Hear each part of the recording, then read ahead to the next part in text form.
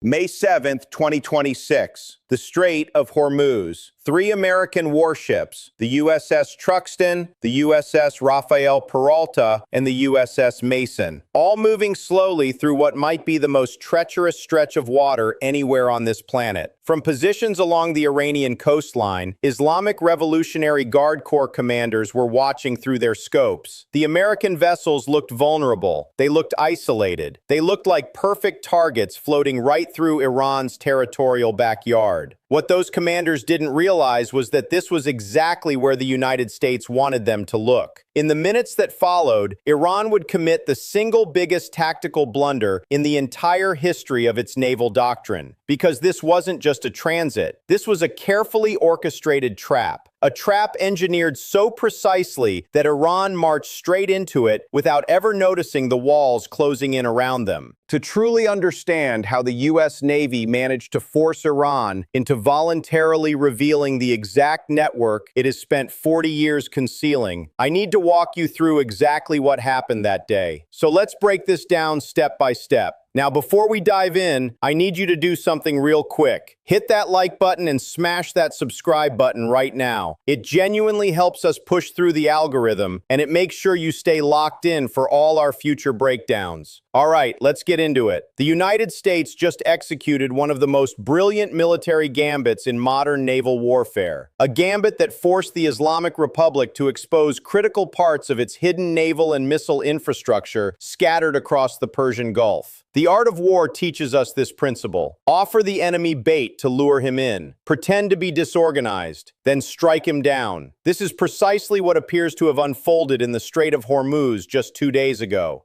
The three American Arleigh Burke-class destroyers involved in the May 7th engagement, the USS Truxtun, the USS Rafael Peralta, and the USS Mason, were not simply passing through the Strait of Hormuz on routine business. They were deliberately positioned as highly visible, seemingly vulnerable targets, specifically designed to provoke an Iranian military response. The IRGC took the bait hard.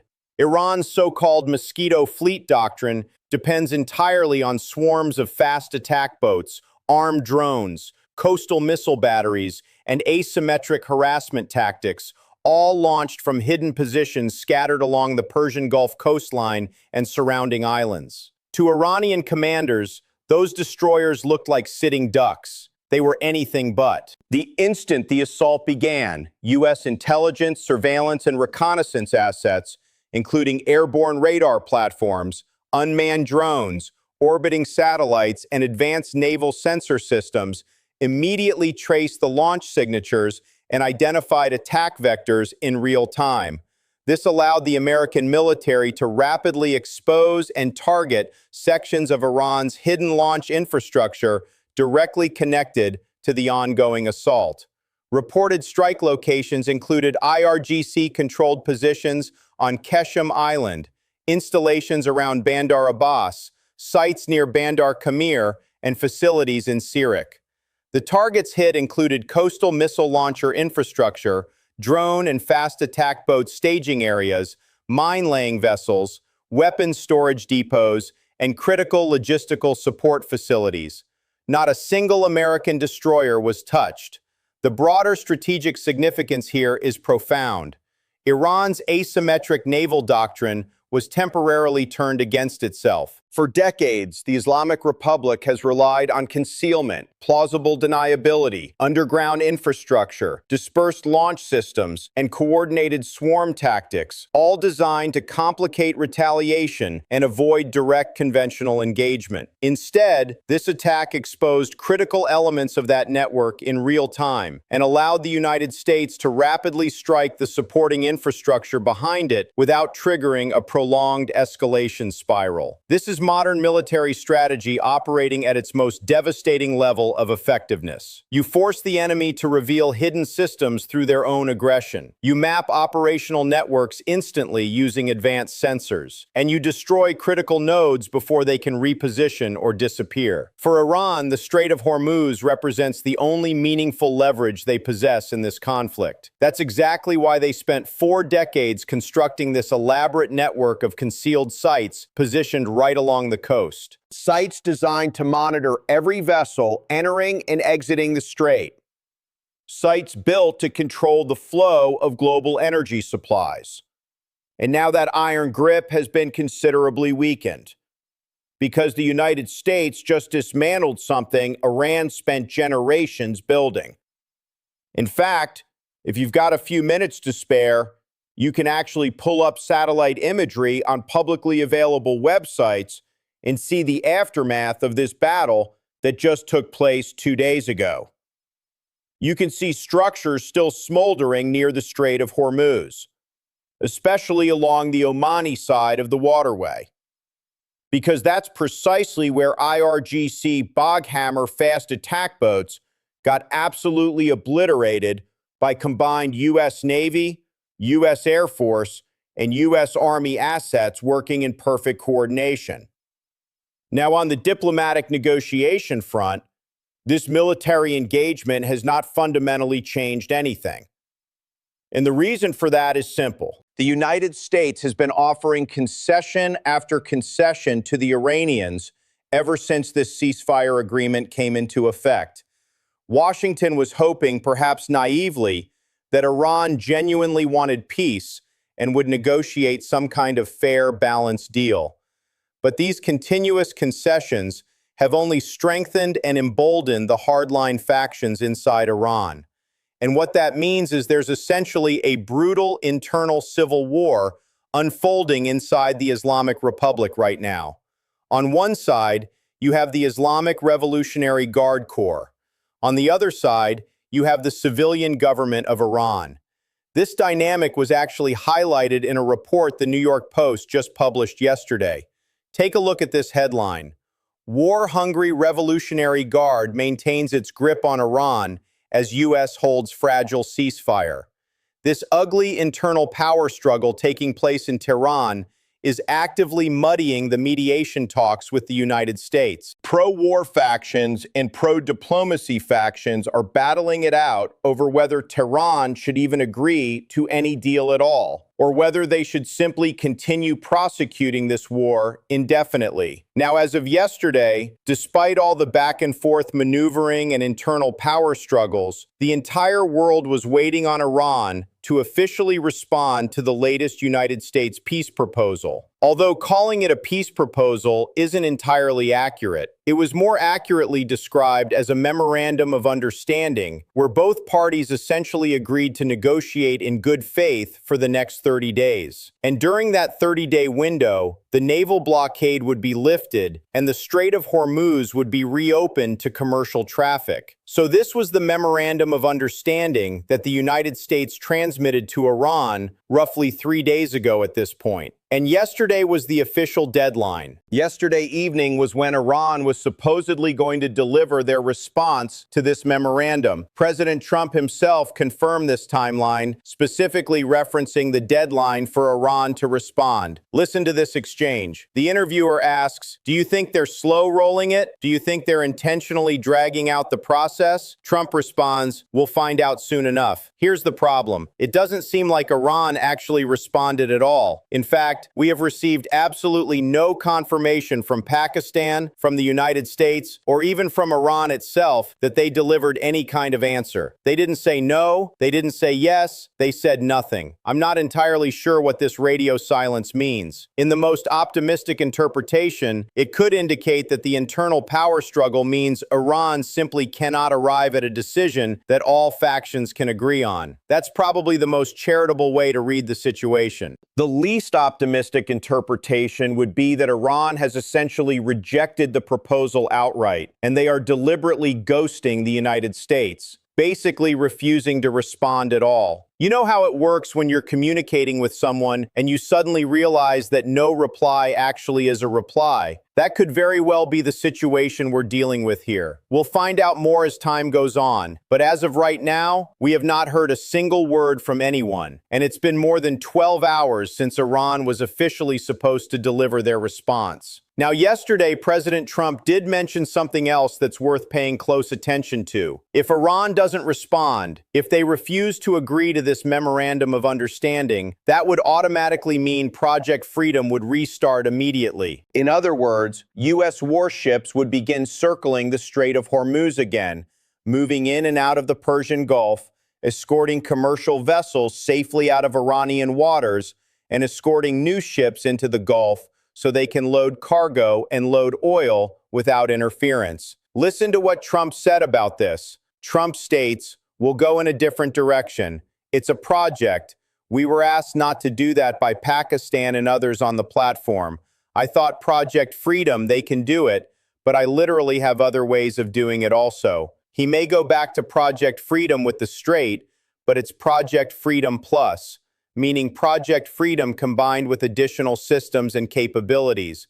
Now, even concerning Project Freedom itself, there are multiple competing narratives circulating about why it was temporarily shut down in the first place. According to the official statement released by the United States, a statement that President Trump personally put out, he explained that he was pausing Project Freedom as a demonstration of goodwill so the Iranians could respond to the Memorandum of Understanding and return to the negotiating table in good faith. This represented one of many significant concessions the United States has offered since the ceasefire agreement took effect. And if Iran genuinely doesn't respond, or if we discover that Iran has rejected the deal outright, you would naturally assume the United States would immediately resume Project Freedom operations. But this is where I want to introduce the second competing narrative. And this narrative emerged from various media outlets here in the United States.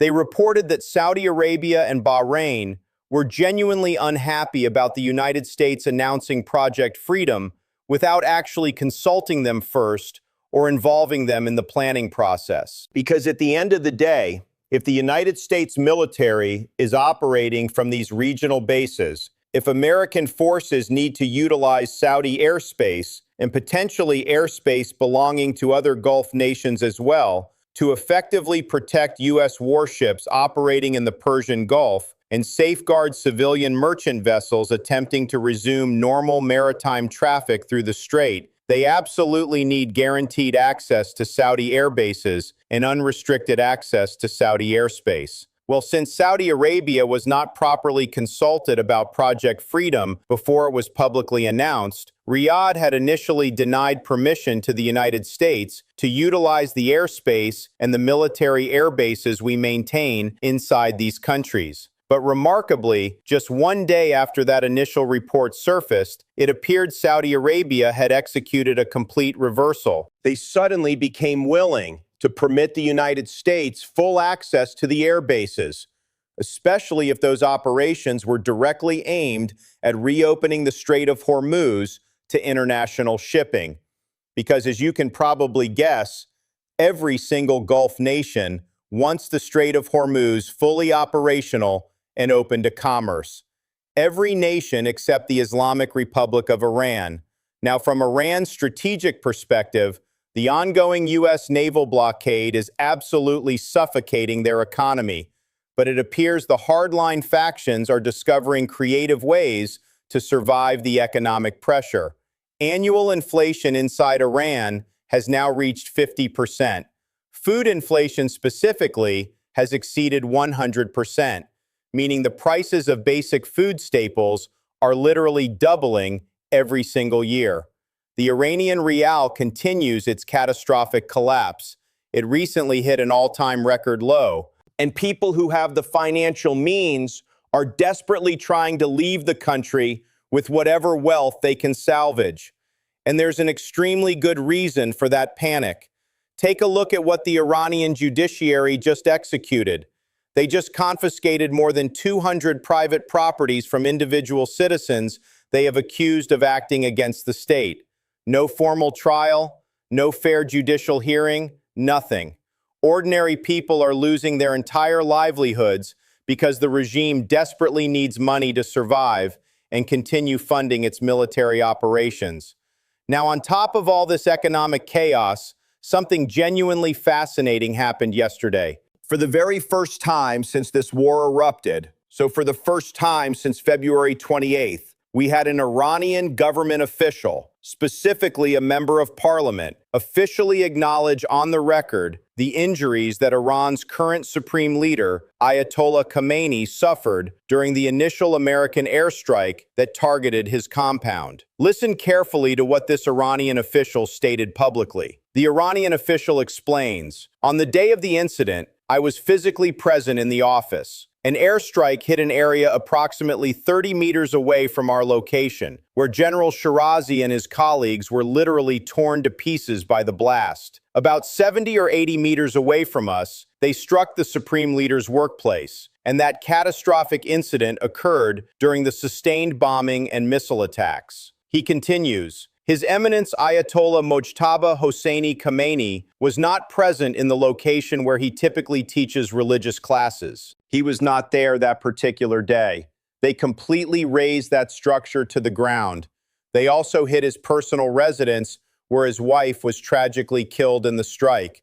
He was traveling to that location, climbing the staircase going upstairs, when the missile struck that exact position. Commander Haddad was killed instantly. Mesbah, who was positioned downstairs at the time, was also killed.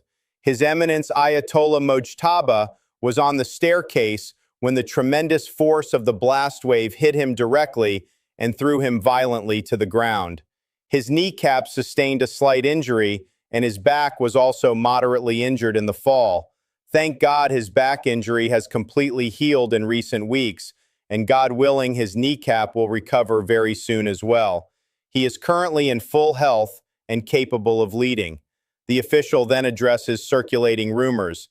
"Just last week, one of our dear friends personally met with him face to face. That forehead injury certain people have been talking about is completely fabricated lies. He sustained a small laceration behind his ear, which is not visible at all when he wears his traditional turban. And that minor wound has also been fully treated and healed. He is in complete health. The enemy forces are desperately trying under various pretexts to obtain a voice recording or a current photograph of Mojtaba Khamenei so they can manipulate it or use it for propaganda purposes. I urge everyone to be patient. Do not rush to judgment. When the appropriate time arrives, he will emerge publicly and speak directly to all of you. Please continue to pray for his health, his honor, and his full ability to guide the Iranian people through this difficult period. This public acknowledgement represents an absolutely massive shift. For weeks, Iranian state media has been denying that Khamenei sustained any injuries whatsoever during the initial American strikes. They claimed he was perfectly fine,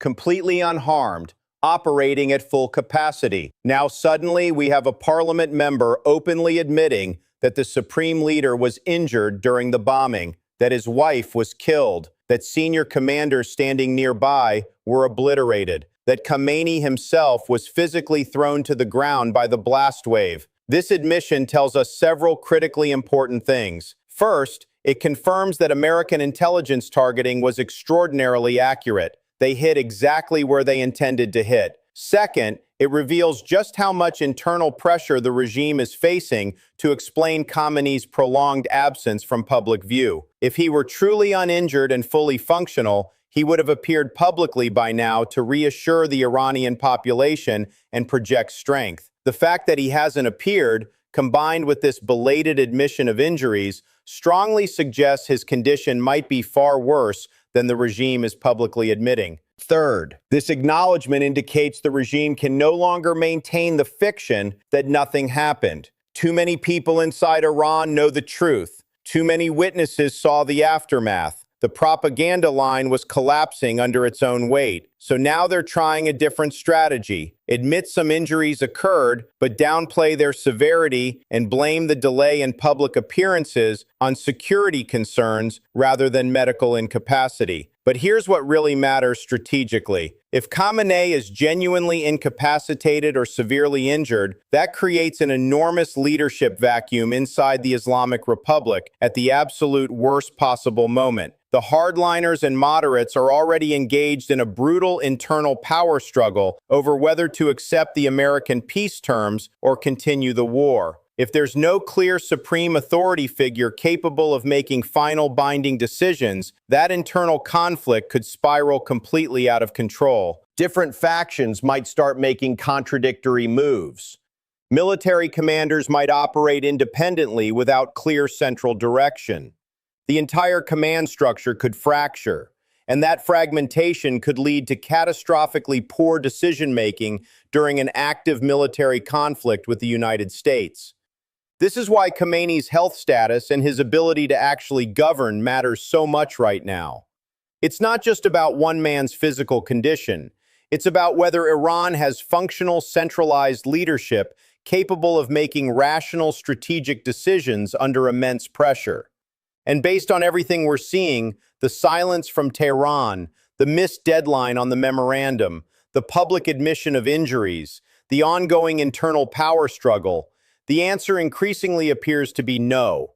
Iran does not currently have that functional, centralized leadership, which means the next few days could become extremely volatile and unpredictable. Because when you combine a collapsing economy, a military getting systematically dismantled, hardliners refusing to negotiate, moderates desperate for a deal, and a potentially incapacitated supreme leader, you create the perfect conditions for catastrophic miscalculation. Iran might lash out militarily, hoping to demonstrate strength and rally domestic support, or different factions might start operating independently, pursuing conflicting strategies simultaneously, or the regime might simply freeze, unable to make any decision at all, which is effectively what we're seeing right now with their non-response to the American proposal. Any of these scenarios could trigger a rapid escalation spiral that neither side actually wants, but that becomes impossible to stop once it begins. So where does this leave us right now? 3 American destroyers just fought their way through the Strait of Hormuz and forced Iran to expose decades of hidden infrastructure. That infrastructure is now being systematically destroyed. Iran's supreme leader is injured and potentially incapacitated. Iran's government is fractured between hardliners and moderates, with no clear authority figure capable of resolving the dispute. Iran missed the deadline to respond to the American peace proposal. The United States is preparing to resume Project Freedom operations